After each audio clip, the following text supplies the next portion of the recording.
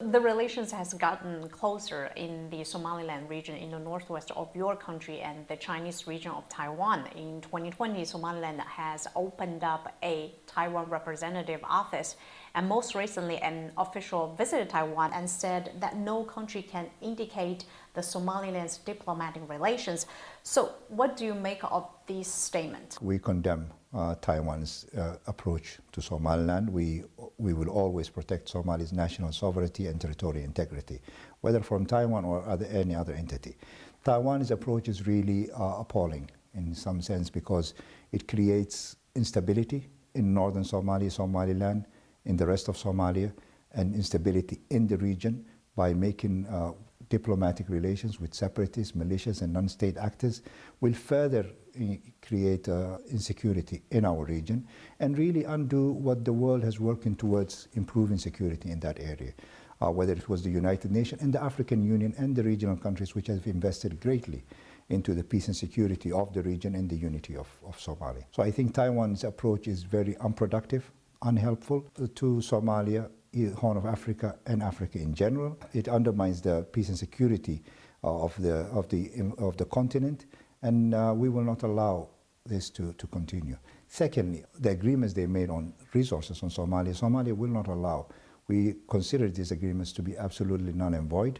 Somali natural resources and fishery belong to the Somali people, and the Somali state speak for it, and we will not allow Taiwan or any other entity to plunder the resources under fake agreements. And these are not protected by international law. Both of them are not members of international organizations. So this approach really creates further insecurity, instability, and we hope Taiwan to refrain from such actions. Earlier this year, Chinese State Councilor and Foreign Minister Wang Yi has put forward the initiative for peaceful development in the Horn of Africa, and he has stressed that China is willing to support regional countries in addressing of the triple challenges in terms of security, development, and governance. So what do you make of this initiative, and how does Somalia plan to take part? Oh, this is a very promising initiative, and I think it's one of the most pillars and productive initiatives that I have come across in over a decade that I've been in diplomacy. First of all, to create space for security dialogue is giving the leadership the space to resolve challenges and platforms within ourselves.